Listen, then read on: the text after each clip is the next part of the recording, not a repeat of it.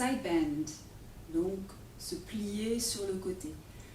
Alors là, nos lignes latérales vont être puissamment mises à contribution avec la collaboration de nos lignes de bras pour vraiment faire rebondir cette fois-ci le bassin d'une ligne latérale à l'autre, exactement comme lorsqu'on marche ou lorsqu'on court en fait. Donc ici, une main est à terre, les deux pieds, on est assis, et on a cette ligne entre les talons, l'appui du fémur et puis la main.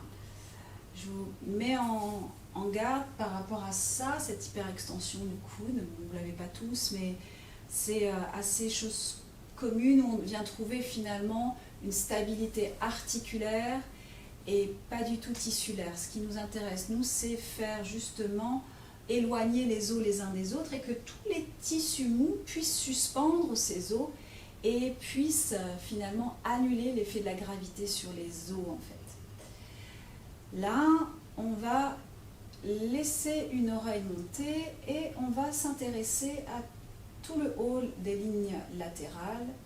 Là, je repousse le poids de la tête dans l'autre sens. Donc je repousse le sol. Là. Le poids du bassin, la tête qui remonte. Donc il y a une communication entre la tête et le bassin. Et le poids de cette colonne et du panier thoracique vient rebondir d'un côté et de l'autre. On peut s'aider avec le bras parce que ça va venir soulever nos côtes, donc ouvrir plus le côté de la ligne latérale avec les intercostaux, les obliques internes externes d'un côté et de l'autre. Et on commence à aller suivre la main du regard ici. Paf. D'un côté et de l'autre. En repoussant le sol avec les pieds, en repoussant le sol avec la main, on va se rejoindre en side bend. Donc là, il est question exactement du même mouvement, sauf qu'on a toute la ligne latérale.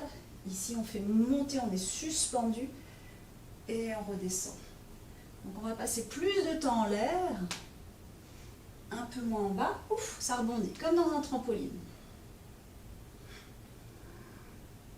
Et une dernière fois. Pour la transition de l'autre côté, on pourrait passer en planche, ici, et se retrouver directement sur le deuxième côté. Revenez en planche, revenez sur le premier côté et déposez le bassin. On va faire la même chose de l'autre côté.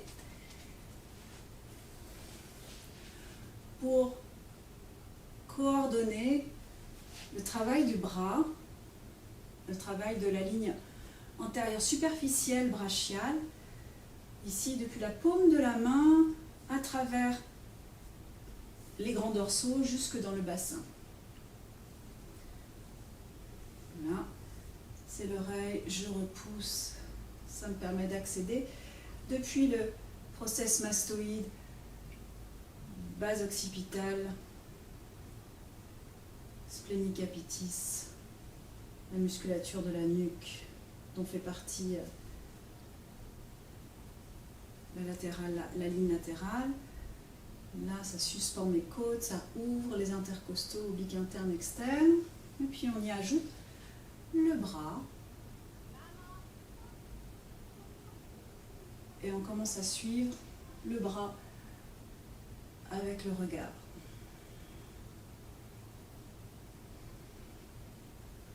On laisse glisser les structures les unes sur les autres. Ce qu'on aimerait, ce ne serait pas tomber sous l'épaule, mais vraiment utiliser le bras pour pouvoir suspendre l'oreille un peu plus loin que l'épaule et surtout pas ramener l'épaule près de l'oreille. On éloigne du coup, ça nous permet d'avoir le haut des lignes latérales. Et puis ici, je repousse le sol avec les pieds, avec la main. Je suis debout sur le bras. Attention à cette hyperextension du coude. Ramenez votre coude à l'arrière. Je suspends tous mes os dans mes lignes latérales Et donc je passe plus de temps en haut, le poids, paf, qui rebondit dans la ligne latérale, qui est celle qui est proche du sol. Là, passer en planche, passer de l'autre côté, venez le faire 2 fois. On passe en planche sur le deuxième côté.